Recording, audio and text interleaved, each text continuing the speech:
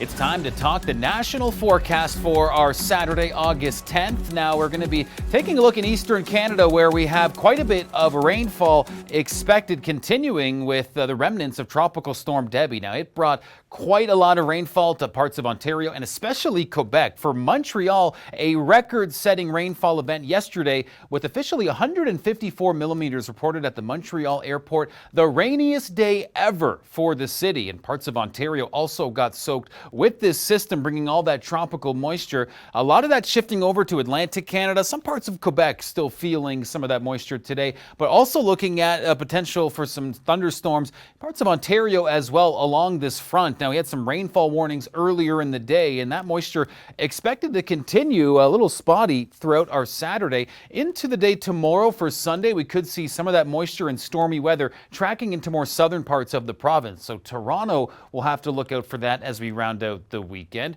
Here's a look at our conditions today for southern Quebec. Some still seeing the stormy weather potential, but Montreal much drier today. Mostly sunny with a humidex of 29. And as we head into our Sunday, we might see the return of some unsettled weather. Meanwhile, you can see the unsettled conditions and temperatures below the 20-degree mark in more northern parts of Ontario. Actually still feeling on the cooler side in southern areas as well. A below seasonal 23 degrees for Toronto. As we take a look tomorrow, even cooler temperatures across the province. So some fall, autumn-like vibes this summer weekend. The breezy winds are also going to kind of amplify that fall feel. We could see some lake effect showers coming off Lake Huron and Georgian Bay.